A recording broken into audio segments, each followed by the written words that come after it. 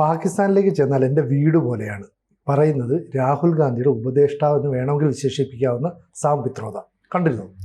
അല്ല, അത് മാത്രമല്ല പറഞ്ഞത്. അതിനേക്കാൾ പ്രധാനപ്പെട്ട ഒരു കാര്യം സാം പിട്രോഡ പറഞ്ഞു. സാം പിട്രോഡ പറഞ്ഞത് ഇന്ത്യ ഒരിക്കലും പാകിസ്ഥാനെ ആക്രമിക്കാൻ പാടില്ല. കാരണം പാകിസ്ഥാൻ അവർക്ക് കുറച്ച് ടെററിസം, കുറച്ച് വയലൻസ് ഒക്കെ ഉണ്ട്. പക്ഷെ അവർ ഭയങ്കര കഷ്ടപ്പാടിലാണ്. ചെറിയ രാജ്യങ്ങളാണ്, നമ്മുടെ ചുറ്റുമുള്ള ചെറിയ രാജ്യങ്ങൾ. ഇപ്പോൾ ബംഗ്ലാദേശ് ആണെങ്കിൽ അവർ ഇന്ത്യക്ക് എതിരായി നിലപാടെടുക്കുന്നുണ്ടായിരുന്നു. നമ്മളങ്ങനെ ചെയ്യാൻ പാടില്ല. നമ്മൾ എന്ത് ചെയ്യണം? അവരെ സഹായിക്കണം, അവർക്ക് വേണ്ട കാര്യങ്ങൾ ചെയ്യണം. അവരിടയ്ക്ക് വന്ന് ഇവിടെ കുറേ ടെററിസം നടത്തും, പഹൽഗാമിൽ വന്ന് വെടിവെച്ച് വന്ന് കുറേ പേരെ കൊല്ലും, മതം ചോദിച്ചു കൊല്ലും. നമ്മളങ്ങ് സഹിക്കണമെന്നേ. നമ്മൾ അവരോട് പൊറുക്കണം. എന്നിട്ട് എന്ത് ചെയ്യണം? അവരുടെ കഷ്ടപ്പാടിന് നമ്മൾ അവരെ സഹായിക്കണം. അവർക്ക് ഭക്ഷണം കൊടുക്കണം, അവർക്ക് വസ്ത്രം കൊടുക്കണം, അവർക്ക് എന്താണെന്ന് വെച്ചാൽ അവർക്ക് കാശ്മീർ വേണേൽ കാശ്മീർ കൊടുക്കണം, അവർക്ക് വേണ്ടതൊക്കെ കൊടുക്കുക എന്നുള്ളതാണ് ഇന്ത്യയുടെ കടമ.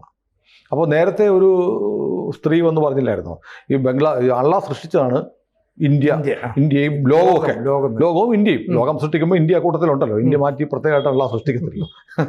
അതുകൊണ്ട് ആ ഭൂമിയിലുള്ള എല്ലാവർക്കും ഇവിടെ ജീവിക്കാൻ അവകാശമുണ്ട്. ബംഗ്ലാദേശികൾക്കും ഇന്ത്യ ജീവിക്കാൻ ആവശ്യമുണ്ട്. പിന്നെ അവരുടെ താമസിച്ചോട്ടെ.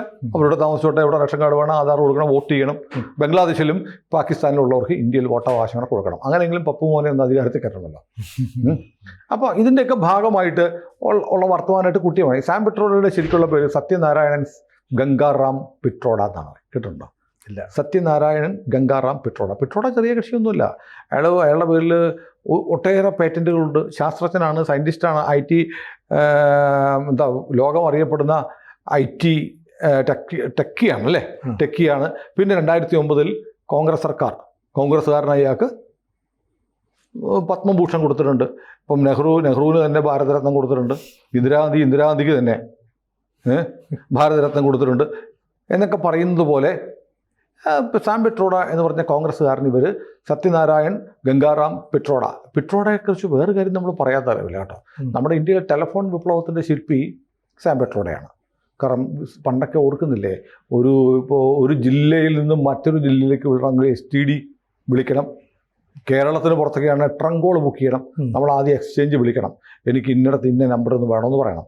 അത് കഴിയുമ്പോൾ കുറച്ച് കഴിയുമ്പോൾ അവരെ എക്സ്ചേഞ്ചിൽ നിന്ന് വിളിച്ച് നമ്മൾ ഇതാ കിട്ടിയിട്ടുണ്ട്, കണക്ട് ചെയ്യാന്ന് പറയും. ഇങ്ങനെയൊക്കെയായിരുന്നു നമ്മുടെ നാട്ടിൽ ടെലിഫോൺ വിളിച്ചിരുന്നത്. ഓർമ്മയുണ്ടോ? ട്രങ്ക് വിളിക്കുക എന്ന് പറയും. അപ്പോൾ അതൊക്കെ മാറ്റിയിട്ട് വലിയ വ്യാപകമായി രാജീവ് ഗാന്ധിയുടെ കാലത്ത് ഇവിടെ ടെലിഫോൺ വിപ്ലവം ഉണ്ടാക്കിയത് ശില്പി, മാസ്റ്റർ മൈൻഡ് എന്ന് പറയുന്നത് സാം പിട്രോഡയാണ്. അപ്പോൾ നമ്മൾ പണ്ടിങ്ങനെ കറക്കുന്ന ടെലിഫോൺ ഉണ്ടല്ലോ, അത് മാറ്റിയിട്ട് ഈ ബട്ടൺ സിസ്റ്റം പോലും പിട്രോഡയുടെ കാലത്താണ്. നാട്ടിലെമ്പാടും STD ISD ബൂത്തുകൾ പിട്രോഡയുടെ കാലത്താണ് ആരംഭിക്കുന്നത്. അപ്പോൾ ഇന്ത്യയിലെ ടെലികോം രംഗത്ത് വലിയ സംഭാവന നൽകിയിട്ടുള്ള ഒരാളാണ് സാം പിട്രോഡ. നമ്മൾ വിമർശനം പറയുന്ന കൂട്ടത്തിൽ അത് പറയാതിരിക്കാൻ വയ്യ. പക്ഷേ പിന്നീട് സാം പിട്രോഡ സ്വാഭാവികമായും കോൺഗ്രസിൻ്റെ പാകിസ്ഥാൻ വിധേയത്വത്തിന് അനുസൃതമായി പാകിസ്ഥാൻ അനുകൂലമായ നിലപാടുകൾ എടുക്കുകയാണ്. ഇപ്പം ഈ കഴിഞ്ഞ പാർലമെൻറ്റ് തെരഞ്ഞെടുപ്പിന് മുമ്പ് സാം പിട്രോഡയെ ഇന്ത്യൻ ഓവർസീസ് കോൺഗ്രസ് എന്ന് പറയുന്ന, അത് വിദേശത്തുള്ള കോൺഗ്രസിൻ്റെ ലോക പ്രസിഡൻ്റാണ് സാം പിട്രോഡ. അതിൻ്റെ അധ്യക്ഷ സ്ഥാനത്ത് മാറ്റിയിരുന്നു. കാരണം ഇന്ത്യക്കാരെ വംശീയമായി ആക്ഷേപിക്കുന്ന ഒരു പ്രസ്താവന നടത്തി. ഓർക്കുന്നില്ലേ? അതിൻ്റെ പേരിൽ അത് വലിയ വിവാദമായപ്പോഴത്തേക്ക് പദവിയിൽ നിന്ന് മാറ്റിയിരുന്നു. പക്ഷേ ഇലക്ഷൻ കഴിഞ്ഞ് തോറ്റുടനെ വീണ്ടും തിരിച്ചെടുത്തു. ഇപ്പോൾ നോക്കൂ, ഇപ്പോൾ ഈ നമ്മൾ ഇന്ത്യയും പാകിസ്ഥാനും തമ്മിലുള്ള എനിമിറ്റി അതിൻ്റെ പാരമ്യത്തിൽ നിൽക്കുകയാണ്. നമ്മൾ ഇന്ത്യ പാകിസ്ഥാനുമായിട്ടുള്ള എല്ലാ ബന്ധങ്ങളും വിച്ഛേദിച്ചിരിക്കുന്നു. ഈ സമയത്ത് വന്നിട്ട് പറയുകയാണ്, ഞാൻ പാകിസ്ഥാനിൽ പോയിട്ടുണ്ട്, എനിക്ക് എൻ്റെ വീട്ടിൽ കഴിയുന്നത് പോലെയാണ് പാകിസ്ഥാനിൽ തോന്നിയ. അത്ര അഗാധമായ പ്രേമമാണ് സാം പിട്രോഡയ്ക്ക് പാകിസ്ഥാനോടുള്ളത്. ഇത് ഇയാളുടെ കാര്യത്തിൽ അങ്ങനെ തന്നെയല്ലേ? ഈ രാഹുൽ ഗാന്ധി അഫ്രീദി കഴിഞ്ഞ ദിവസം പറഞ്ഞു, ഞങ്ങൾ പാകിസ്ഥാനികളുടെ ഡാർലിംഗ് ആണ് രാഹുൽ ഗാന്ധി, ഞങ്ങൾക്ക് ഇതുപോലത്തെ ഒരു പ്രധാനമന്ത്രിയെ കിട്ടിയിരുന്നെങ്കിൽ അല്ലെങ്കിൽ ഇന്ത്യക്ക്, അതോടൊപ്പം തന്നെ ഇന്ത്യക്ക് രാഹുൽ ഗാന്ധി പ്രധാനമന്ത്രിയാകാത്തത് ഇന്ത്യക്കാരുടെ വലിയ നഷ്ടമാണ്. കാരണം അവരുടെ ഡാർലിംഗ് ഇന്ത്യൻ പ്രധാനമന്ത്രി ആയി കഴിഞ്ഞാൽ പാകിസ്ഥാനിൽ ഒരു ചാക്ക് ഗോതമ്പിന് എത്രയാ 1 ലക്ഷം രൂപയൊക്കെ കൊടുക്കുന്ന അവസ്ഥയിലേക്ക് മാറിയിരിക്കുന്ന കാലത്ത് ഇന്ത്യ ഈ സാം പിട്രോഡയുടെ തലയണ മന്ത്രവും കൂടി ഉണ്ടെങ്കിൽ ഇന്ത്യയുടെ FCI ഗോഡൗണുകൾ പാകിസ്ഥാന് വേണ്ടി തുറന്നു കൊടുക്കാമല്ലോ. മാത്രമല്ല ഈ ഓപ്പറേഷൻ സിന്ദൂർ കഴിഞ്ഞപ്പോഴത്തേക്ക് എന്താണ് പറഞ്ഞത്? ഇന്ത്യ കീഴടങ്ങിയെന്നല്ലേ? പാകിസ്ഥാനാണ് ജയിച്ചതെന്ന് പറയുന്ന ആരാണ്? രാഹുൽ ഗാന്ധിയാണ്. മാത്രമല്ല ഈ നരേന്ദ്രമോദി വന്നതിന് ശേഷം നടത്തിയ സർജിക്കൽ സ്ട്രൈക്കിലെല്ലാം തെളിവ് എവിടെ എന്ന് ചോദിച്ചുകൊണ്ട് പാകിസ്ഥാൻ അനുകൂലമായ നിലപാടെടുക്കുന്നത് രാഹുൽ ഗാന്ധിയാണ്. ഇപ്പോൾ പാകിസ്ഥാന് വേണ്ടി തുടിക്കുന്ന ഒരു ഹൃദയമായിട്ടാണ് രാഹുൽ ഗാന്ധി ഇരിക്കുന്നത്. ഇപ്പോൾ അതിൻ്റെ ബ്രെയിൻ ആരാണെന്ന് ഇപ്പോൾ മനസ്സിലായി, അത് സാം പിട്രോഡയാണ്. സാം പിട്രോഡ പറയും അയാൾക്ക് 85 89 അത്രയും മറ്റാണ് എൻ്റെ പ്രായം. എനിക്ക് കൃത്യം 42 ജനിച്ച ആളോ മറ്റാണ്. അപ്പോൾ അതിനടുത്ത് പ്രായമുണ്ട്. 42 സാം പിട്രോഡ ജനിച്ചതെന്ന് തോന്നുന്നു. ഏതായാലും സാം പിട്രോഡയുടെ ഈ പ്രസ്താവന വളരെ പ്രത്യേക, നമ്മൾ രാജ്യം വല്ലാത്തൊരു സാഹചര്യത്തിൽ നിൽക്കുന്ന സമയത്താണ്. കാരണം ഇപ്പം പാകിസ്ഥാൻ പോയി സൗദി അറേബ്യയുമായിട്ട് കരാറുണ്ടാക്കിയിരിക്കുന്നു. ഇന്ത്യ നാളെ പാകിസ്ഥാനുമായി ഒരാക്രമണം, ഒരു ഏറ്റുമുട്ടലിലേക്ക് പോയാൽ സൗദി സഹായിക്കും ഇപ്പോഴത്തെ കരാറനുസരിച്ച്. ഇന്ത്യയാണെങ്കിൽ ഇനി ഇന്ത്യയിൽ ഒരു തീവ്രവാദി ആക്രമണം ഉണ്ടായാൽ അതിനെ യുദ്ധമായി കണക്കാക്കും എന്ന് പറഞ്ഞിരിക്കുന്ന രാജ്യമാണ്. അപ്പോൾ അത്തരം ഒരു വല്ലാത്ത ഒരു ടെൻഷൻ നിൽക്കുന്ന, ജിയോ പൊളിറ്റിക്സിൽ ടെൻഷൻ നിൽക്കുന്ന സമയത്ത് സാം പിട്രോഡ എന്തിന് ഇത് പറഞ്ഞിരിക്കുന്നു എന്നത് വളരെ പ്രധാനപ്പെട്ടതാണ്. നമ്മൾ നോക്കൂ, ഇപ്പോൾ സമീപകാലത്ത് ഈ പഹൽഗാം ആക്രമണം ഉണ്ടായി. സാം പിട്രോഡ എന്തെങ്കിലും പറഞ്ഞിരുന്നോ?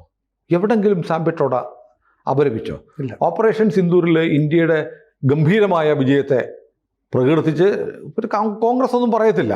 കാരണം ഇന്ത്യ ഒന്ന് തോറ്റിരുന്നെങ്കിൽ, പാകിസ്ഥാൻ ഇവിടെ വന്നൊരു ബോംബ് ഇട്ടിരുന്നെങ്കിൽ എന്ന് ആഗ്രഹിക്കുന്ന ആളുകളാണ് ഈ രാഹുൽ ഗാന്ധിയൊക്കെ. അങ്ങനെ എന്നിട്ട് പറയാൻ കണ്ടോ, മോദി ഭരിക്കുമ്പോൾ നമ്മുടെ പ്രതിരോധം എല്ലാം തകർന്നു പോയി, ഇന്ത്യയിൽ വന്നിട്ട് പാകിസ്ഥാന് ആക്രമണം നടത്തി തിരിച്ചു പോകാൻ കഴിഞ്ഞിരിക്കുന്നു, സിവിലിയൻ കാഷ്വാലിറ്റീസ് ഉണ്ടായിരിക്കുന്നു, നരേന്ദ്രമോദി രാജിവെക്കണമെന്ന് പറയാം. അത്തരം അവസരങ്ങൾ ഉണ്ടാവാത്തതിൽ ഖിന്നനായി നടക്കുന്ന ഒരാളാണ് ഈ പ്രതിപക്ഷ നേതാവ് എന്ന് പറയുന്ന ആൾ. എന്താണ് പറയുന്നത്? എന്തോ അപസ്മാര രോഗിയെ പോലെ എന്തൊക്കെയോ പറഞ്ഞു നടക്കുന്നു. അപ്പോൾ ഇയാളുടെ കൂട്ടത്തിലുള്ള ഇയാളുടെ ബുദ്ധി, ഇയാളുടെ അച്ഛൻ്റെ തിങ്ക് ടാങ്ക് ആയിരുന്നു, ബുദ്ധി കേന്ദ്രമായിരുന്നു ഈ സാം പിട്രോഡ. സാം പിട്രോഡ തന്നെയാണ് ഇപ്പോൾ ഇയാളെ അഡ്വൈസ് ചെയ്യുന്നത്. ഈ അഡ്വൈസർ വന്നിങ്ങനെ പറയും, നോക്കൂ, നമ്മൾ ഈ ആർട്ടിക്കിൾ 370 ഈ പാകിസ്ഥാനെ കൂടെ സൂചിപ്പിക്കാൻ വേണ്ടിയിട്ട് ഈ നമ്മുടെ ഭരണഘടന ഉണ്ടാക്കി വെച്ചതാണ്. പാകിസ്ഥാൻ അനുകൂലികളായിട്ടുള്ള കാശ്മീരികളെ സൂചിപ്പിക്കുക, കാശ്മീരിന് വേറെ ഭരണഘടന, കാശ്മീരിന് വേറെ കൊടി, ഇന്ത്യൻ പാർലമെൻറ്റ് പാസ്സാക്കുന്ന ഒരു നിയമം കാശ്മീരിൽ ബാധകമാണെങ്കിൽ കാശ്മീരിലെ അസംബ്ലി അംഗീകരിക്കണം. അപ്പോൾ ഇന്ത്യൻ പാർലമെൻറ്റാണോ കാശ്മീരിലെ അസംബ്ലിയാണോ വലുത്? ഇനി മാത്രമല്ല, ഇന്ത്യയിലെ വേറെ ഒരു സംസ്ഥാനത്തുമുള്ള ആളുകൾക്ക് കാശ്മീരിൽ ഭൂമി വാങ്ങാൻ പാടില്ല.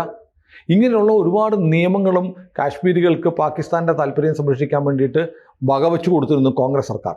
നമ്മൾ ആർട്ടിക്കിൾ 370 എടുത്തു കളഞ്ഞതിന് ശേഷം കാശ്മീർ പൊതുവിൽ ശാന്തമാണ്, അല്ലേ? കാശ്മീരിൽ ഭീകരാക്രമണങ്ങൾ, പാകിസ്ഥാനിൽ നിന്ന് വരുന്ന ഭീകരന്മാരെ കാശ്മീരിൽ ആക്രമണം നടത്തുള്ളൂ. കാശ്മീരിലെ ജനങ്ങൾ കല്ലെറിയുകയോ ആക്രമണം നടത്തുകയോ ഒന്നും ചെയ്യുന്നില്ല. സ്കൂൾ വിദ്യാർത്ഥികളാണ് കല്ലെറിഞ്ഞുകൊണ്ടിരുന്നത്. ആ കല്ലേറ് നിന്നത് ശരിക്കും എപ്പോഴാണെന്നറിയോ? നോട്ട് നിരോധനം വന്നതിന് ശേഷമാണ്.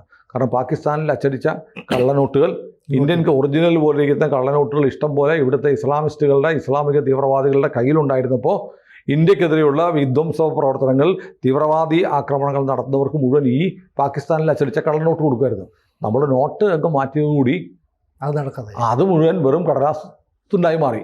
ഇപ്പം നോക്കൂ, ഈ സിന്ധു നദീജല കരാറ് ഏകപക്ഷീയമായി നമ്മുടെ നാട്ടിലൂടെ ഒഴുകുന്ന നദിയിലെ ജലം മുഴുവൻ പാകിസ്ഥാന് സൗജന്യമായി കൊടുക്കുന്ന അവസ്ഥയായിരുന്നു. ഇന്ത്യക്കാരൻ്റെ ഒരു താല്പര്യവും സംരക്ഷിക്കാത്ത ഒന്നായിരുന്നു സിന്ധു നദീജല കരാർ. അപ്പം നമ്മൾ റദ്ദാക്കി. അപ്പോൾ ഇതെല്ലാം നമ്മൾ റദ്ദാക്കി പാകിസ്ഥാനെ പരമാവധി സമ്മർദ്ദത്തിലാക്കി, പാകിസ്ഥാനെ ഞെരുക്കിക്കുട്ടി ഭിത്തിയോട് ചേർത്ത് വെച്ചിരിക്കുകയാണ് ഇന്ത്യ. ഈ സമയത്താണ് സാം പിട്രോഡ വന്നിട്ട് പാകിസ്ഥാനോട് യുദ്ധം വേണ്ട എന്ന് പറഞ്ഞാൽ, ഇയാൾ പറയുന്നത് വേറെ അർത്ഥം കൂടിയുണ്ട്.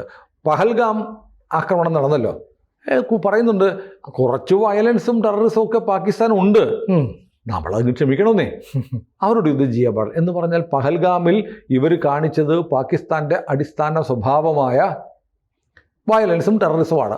നമ്മളതിൻ്റെ പേരിൽ അവരോട് ക്ഷമിക്കണം, അവരെ ആക്രമിക്കാൻ പാടില്ല. അവർ അയൽക്കാരാണ്, നമ്മുടെ അയൽക്കാർക്ക് ചെറിയ രാജ്യമാണ്, അവർക്ക് കഷ്ടപ്പാടും ഒക്കെ ഉണ്ടെങ്കിൽ അവരെ സഹായിക്കണം, ഇന്ത്യൻ വിഭവങ്ങൾ അവർക്ക് കൊടുക്കണം. അതുതന്നെയാണല്ലേ ഈ മൻമോഹൻ സിംഗിൻ്റെ കാലത്ത് നാഷണൽ ഡെവലപ്മെൻറ്റ് കൗൺസിൽ പറഞ്ഞു, ഇന്ത്യയിലെ വിഭവങ്ങളുടെ ആദ്യത്തെ അവകാശി മുസ്ലിങ്ങളാണ്. നമ്മുടെ നാട്ടിൽ എന്തുണ്ടാക്കിയാലും ആദ്യം കൊടുക്കേണ്ടത് മുസ്ലിമുകൾക്കാണ്, അവരാണ് ആദ്യത്തെ അവകാശി. അവർക്ക് കൊടുത്തു കഴിഞ്ഞ് വല്ലതും മിച്ചം ഉണ്ടെങ്കിൽ ഹിന്ദുവിന് കൊടുക്കുന്ന കാര്യം ആലോചിച്ചാൽ മതി എന്ന് പറയുന്ന തരത്തിലുള്ള ഒരു നിലപാട് കോൺഗ്രസ് സർക്കാരിനുണ്ട്. അത് നാഷണൽ ഡെവലപ്മെൻറ്റ് കൗൺസിൽ യോഗത്തിൽ ഇന്ത്യയുടെ പ്രധാനമന്ത്രിയായിരുന്ന മൻമോഹൻ സിംഗ് പ്രസംഗിച്ചത് ഇപ്പോഴും യൂട്യൂബിൽ ലഭ്യമാണ്. ഇന്ത്യയിലെ സ്വത്തുക്കളുടെ ആദ്യത്തെ അവകാശി ഇത് ഗാന്ധി പറഞ്ഞിട്ടുണ്ട്. ഇനി മുസ്ലിങ്ങൾ നിങ്ങളെ കൊല്ലുകയാണെങ്കിൽ നിങ്ങൾ എതിർക്കാതെ കൊല്ലപ്പെടാൻ നിന്നു കൊടുക്കണം എന്ന് പറഞ്ഞ ആളാണ് മഹാത്മാഗാന്ധി. അപ്പം മഹാത്മാഗാന്ധിയുടെ കാലം തുടങ്ങിയ ഈ ഒരു മുസ്ലിം പ്രീണനം വന്നിട്ട് പാകിസ്ഥാനെ ഒന്നും ചെയ്യരുത്, അവർ എന്തു ചെയ്താലും നമ്മളത് അനുഭവിക്കണം എന്ന് പറയുന്ന തരത്തിലേക്ക് രാഹുൽ ഗാന്ധി മാറിയിരിക്കുന്നു എന്നതിൻ്റെ തെളിവാണ് രാഹുൽ ഗാന്ധിയുടെ പാർട്ടിയിലെ ഈ മനുഷ്യന് ഇങ്ങനെ പറയാനുള്ള ധൈര്യം ഉണ്ടായിരിക്കുന്നത്. രാഹുൽ ഗാന്ധി എന്തു പറയാൻ ഉദ്ദേശിക്കുന്നു അതാണ് ഈ പാകിസ്ഥാനി പ്രേമത്തിന് പിന്നിൽ ഉള്ളത്.